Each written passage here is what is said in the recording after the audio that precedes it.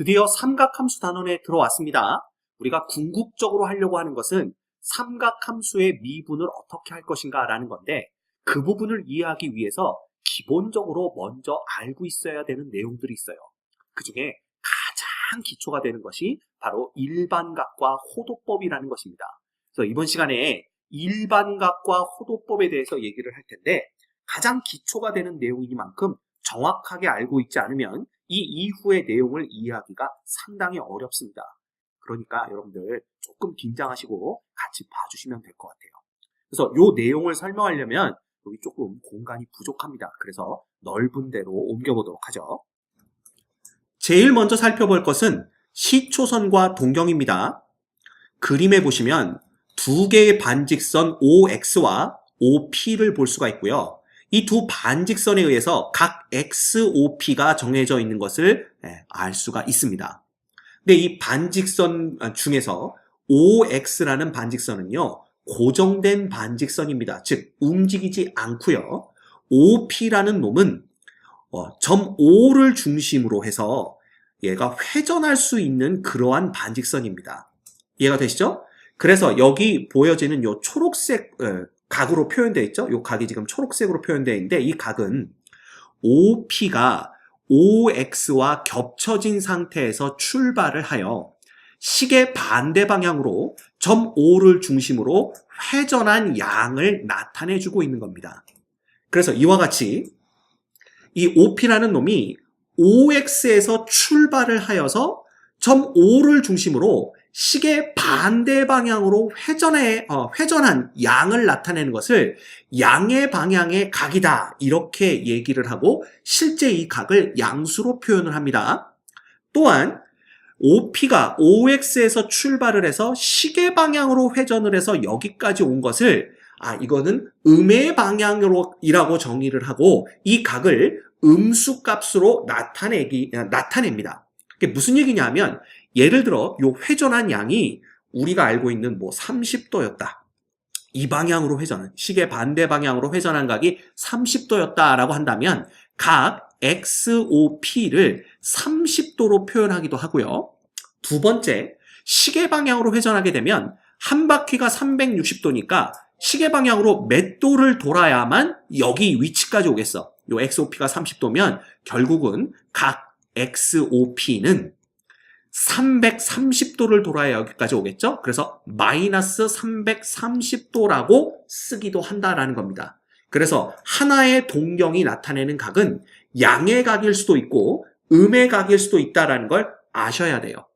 알겠죠? 그래서 이때 이 OX는 움직이지 않는, 그리고 반직선 OP가 출발하는 선이기 때문에 이놈을 시초선이다라고 얘기를 하고요. 요 움직이는 반직선, 요놈을 동경이라고 이름을 붙여서 부르고 있습니다. 그래서 여러분이 기억해야 될 건 시초선과 동경이 무엇이고, 이 동경이 나타내는 각은 양의 방향의 각도 있을 수가 있고 음의 방향의 각도 있을 수가 있다는 요 두 가지 사실을 알고 있어야 됩니다.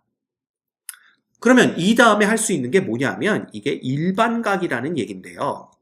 이 일반각은 뭐냐면 시초선과 동경 OP가 나타내는 각이 방금 전에 양의 방향의 각일 수도 있고 음의 방향의 각일 수도 있다 그랬는데, 생각해보면 얘가 요만큼 돌아와서 30도가 됐다라고 말할 수가 없잖아요. 어떤 경우도 있을 수가 있냐면, 얘가 한 바퀴를 돌고 그 다음에 다시 이만큼을 더 돌아와서 요 자리에 놓였을 수도 있다라는 겁니다. 그래서 이 경우라면 어떻게 쓰는 거야? 각 XOP라는 놈은 심지어 한 바퀴 돌았으니까 360도에다가 예를 들어 여기를 우리가 지금 30도로 보고 있으니까 30도를 더 돌아서 얼마가 되는구나, 390도가 되는 수도 있겠구나, 이런 생각을 할 수가 있는 거지. 심지어 얘가 한 바퀴를 돈 게 아니라 두 바퀴를 돈 다음에 요만큼을 더 돌아서 이 자리에 놓여 있을 수도 있는 거예요. 그래서 이 경우에는 XOP가 두 바퀴를 돌았으니까 720도에다가 30도를 더 돌아와서 750도로 이렇게 표현을 할 수도 있다라는 걸 알 수가 있죠. 이해가 됩니까? 그래서 동경 하나가 나타내는 각은요, 아까 뭐 양의 각 하나와 음의 각 두 가지가 있다 이렇게 말씀드렸지만 더 일반적으로 생각해 보면 하나로만 표현할 수 있는 것은 아니다라는 걸 알 수가 있어요.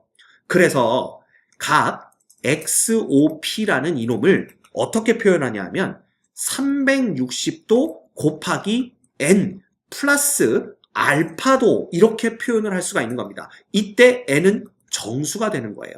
그래서 위에서 본 것은 알파가 30도일 때를 나타낸 겁니다. 자, 그렇다면 이 N이 나타내는 게 뭔지를 알 수 있겠죠. N이 0이라면 한 바퀴 돌고 온 게 아니라 그냥 알파도만큼 회전한 걸 나타내는 거고요. N이 1이라면 360도 더하기 알파가 되는 거니까 얘가 한 바퀴를 돌고 알파도만큼 더 돌아서 이 위치에 있는 거구나. N이 2라면 얘가 두 바퀴를 돌고 다시 알파만큼 더 돌아서 요 위치에 있는 거구나. 이런 걸 알 수가 있는 거죠. 그래서 이렇게 표현하는 것을 우리가 일반각이다. 이렇게 얘기를 합니다. 자, 그렇다면 n이 정수라 그랬으니까 음의 정수가 될 수도 있는 거 아니에요? 그러면 n이 마이너스 1이면 이건 무슨 상황을 나타내는 걸까? 여기 다 지워볼까요? n이 마이너스 1이라는 것은 결국 어떻게 되는 거예요? 보시다시피 여기서 음의 방향으로 한 바퀴를 돌고 나서 그쵸? 그러면 마이너스 1인데 알파는 요걸로 정의가 되는 거잖아. 요게 알파니까 이렇게 돌고 나서 다시 이 방향으로 돌았다라는 걸 나타냅니다. 결국은 이 동경이 나타내는 각을 요 일반각이 표현하고 있는 거죠. 그래서 n이 마이너스 1일 때에는 음의 방향으로 한 바퀴 돈 다음에 다시 알파도만큼 양의 방향으로 쉽게 말하면 백했구나 이렇게 보면 되는 거죠. 그죠? n이 마이너스 2면 뭐예요?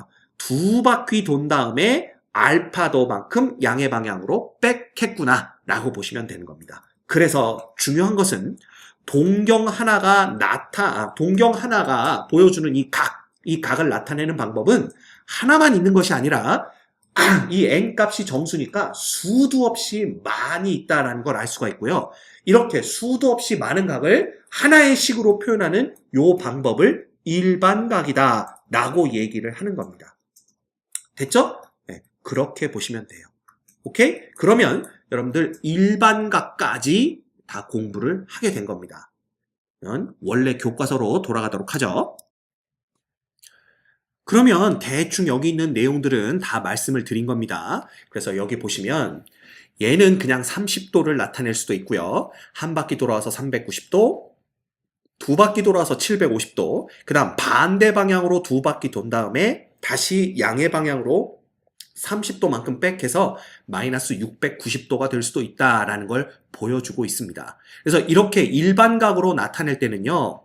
알파라는 놈 있잖아. 요 뒤에 더해지는 이 알파라는 놈은 0도에서 360도 사이로 생각할 수도 있고요. 혹은 마이너스 180도에서 180도 사이로 생각할 수도 있습니다. 이것은 그냥 뭐 크게 주어진 건 아니고요. 왜 꼭 이런 범위 내에서 생각해야 되냐라고 한다면 뭐 예를 들면 360도 곱하기 2 플러스 390도 이렇게 쓴다라는 것은 결국 여기를 360도 곱하기 3으로 쓸 수 있는 거와 똑같거든요. 그리고 30도로 쓰니까 이렇게 표현하는 것보다는 이게 더 깔끔해 보이기 때문에 각 알파를 0도에서 360도 혹은 이 뒤를 그냥 어떻게 표현할 수도 있어요. 빼기 형태로 표현할 수도 있는 겁니다. 그래서 뭐 예를 들면 360도 곱하기 3 빼기 30도 이렇게 표현할 수도 있는 거죠. 그래서 위각은 어떻게 되냐 하면 1080도에다가 30도를 더하는 거니까 1110도가 되는 거고요. 얘는 1080도에서 30도를 빼는 거니까 1050도가 된다. 이렇게 보시면 됩니다. 그래서 이 부분은 그냥 한 바퀴 더 돌릴 수 있게 나타낼 수 있으면 390도라고 쓰지 말고 360도 곱하기 3으로 바꾼 다음에 30도로 쓰는 게 맞다. 뭐 이렇게 이해하고 계시면 될 것 같아요. 됐죠? 그 다음에 앞에서 배웠던 시초선을요.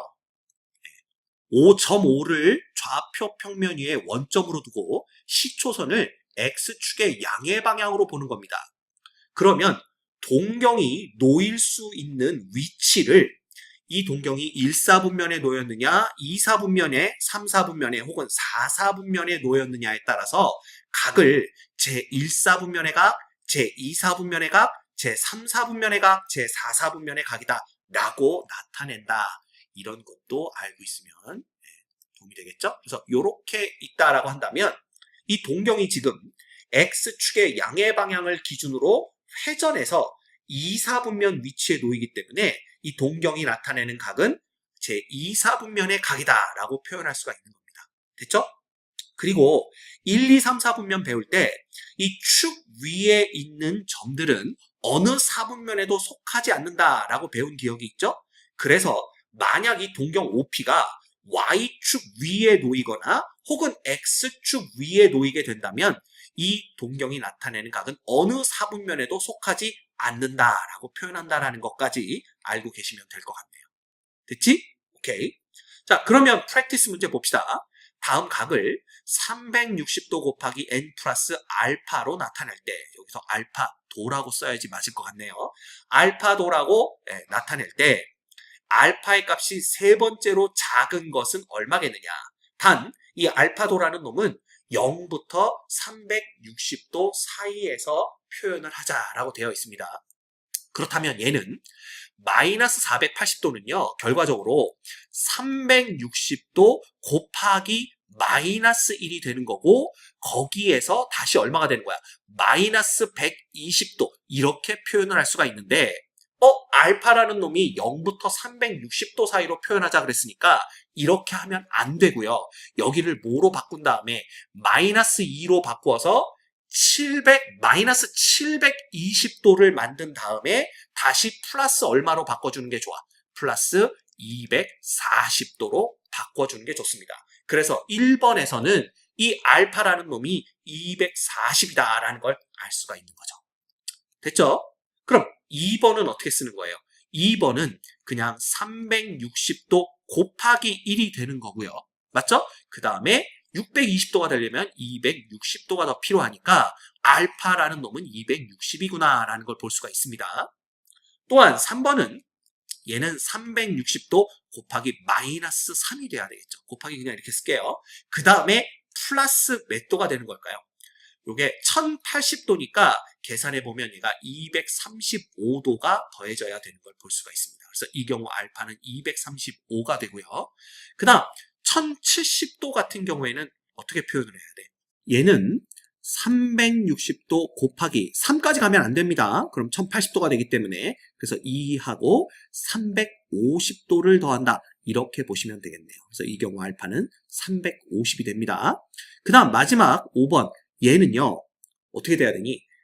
마이너스 3배를 해도 마이너스 1080도니까요. 결국은 360도 곱하기 마이너스 4가 돼야 되겠네요. 그치?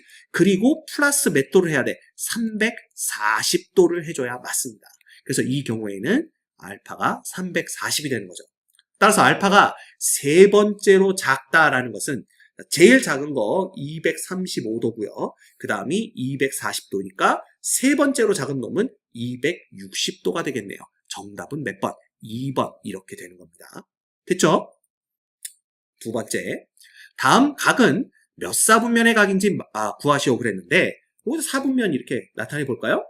그러면 마이너스 100도란 얘기는 시초선을 X축의 양의 방향으로 보는 거니까 마이너스 100이라는 건 시계 방향으로 돌아서 여기 어디쯤에 이렇게 있겠네요. 그지? 그래서 얘는 이제 3, 4분면의 각이 되고요. 500도는 시계 방향으로 360도를 돌고 그 다음에 다시 140도를 더 돌아야 되는 거기 때문에 한 바퀴를 돌고 140도 더 돌면 여기 어디쯤 동경이 있겠구나. 그래서 얘는 제 2, 4분면의 각이구나 라는 걸 알 수가 있습니다. 됐지? 마이너스 700도는요. 뭐예요 얘는? 시계 방향으로 두 바퀴를 돌면 마이너스 720도인데 결국 두 바퀴를 채 못 돌았으니까 한 바퀴 돌고 두 바퀴 돌면서 20도 빠지니까 여기쯤 이렇게 있겠네요. 그지? 얘는 제 1, 4분면의 각이고요. 자, 1000도면 얘는 세 바퀴를 다 채 못 돈 겁니다. 그죠? 그러니까 시계 반대 방향으로 양의 각이니까. 그래서 한 바퀴 돌고 두 바퀴 돌면 720도인데 세 바퀴 돌면 1080도죠. 결국 세 바퀴를 채 못 돌고 80도만큼이 빠졌으니까 여기쯤에 있다. 그래서 제 4, 4분면의 각이다 라는 걸 알 수가 있습니다.